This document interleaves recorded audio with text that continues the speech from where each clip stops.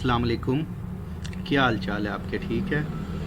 अच्छा, आजकल ना ये सवाल बड़ा आता है कि सर हमने ना टैक्स रिटर्न जमा करानी है, तो डॉक्यूमेंट्स हमें कौन कौन से चाहिए, हम कौन कौन से तैयार रखें?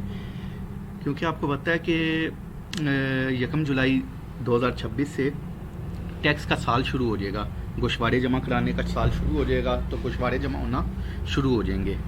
तो इसके लिए बेहतर यही है कि आप ये जो कुछ डॉक्यूमेंट्स हैं ये पहले से तैयार रखें, ताकि जो टैक्स कंसल्टेंट है उसका भी टाइम वेस्ट ना हो और आपका भी टाइम वेस्ट नहीं होगा। तो इसके लिए जो आपको चीज़ें चाहिए वो हैं, सबसे पहले तो आपको चाहिए कि आप अपना बैंक बैलेंस जो है अपनी वेल्थ स्टेटमेंट के मुताबिक कर लें। अपना बैंक बैलेंस का आपके अकाउंट में जो मौजूदा बैलेंस है वो आपके पास उसकी स्टेटमेंट होनी चाहिए। आपको पता हो कि 30 जून को जो आपका बैलेंस था बैंक में वो इतना है, तो आप एप्लीकेशन के थ्रू निकाल सकते हैं। नंबर 2 में आ जाता है कि आपने जो प्रॉपर्टी वगैरह ख़रीदी है, कोई प्लॉट ख़रीदा है, कोई मकान ख़रीदा है, या कोई चीज़ भी जो है जायदाद वगैरह अपनी उसकी ख़रीदी है या फ़रोख्त की है, तो उसकी तमाम तफसीलात जो है या जो उसका डाटा है वो आपके पास मौजूद होना चाहिए। मसलन एड्रेस हो गया, उसकी कीमत क्या थी, उसका रकबा वगैरह क्या था, तो ये सब। तो उसके बाद आ जाता है कि सालाना आमदनी की तफसील जो है वो आपके पास होनी चाहिए। आप अपनी सालाना इनकम कैलकुलेट कर लें।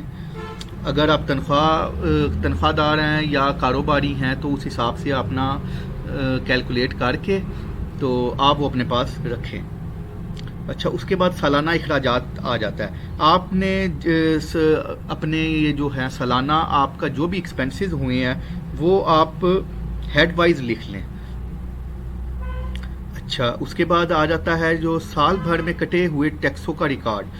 जो विद होल्डिंग टैक्स आपके कटते हैं, जैसे कि बिजली के बिलों में कट जाता है गाड़ी टोकन, दूसरे किसी भी बिल में जो बिल के थ्रू मोबाइल बिल हो गया, बैंक में आपके टैक्स वगैरह कटता है, प्रॉपर्टी ट्रांजैक्शन 236 236 के का जो कटता है, वो सारा जो है उस सारों के इन सब चीज़ों के डॉक्यूमेंट्स आपके पास होने चाहिए।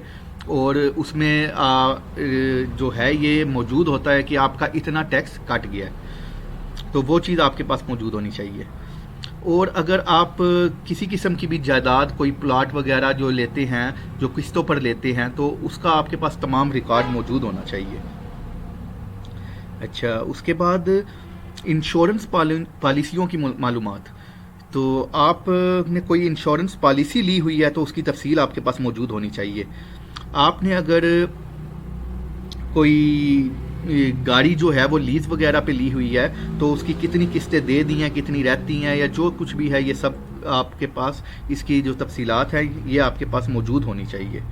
अगर आपने साल के दौरान सोना ख़रीदा या बेचा है तो उसकी भी आपके पास तफसील होनी चाहिए। और अगर बैंक से आपने किसी भी किस्म का कर्ज लिया है तो उसकी भी आपके पास तफसील होनी चाहिए।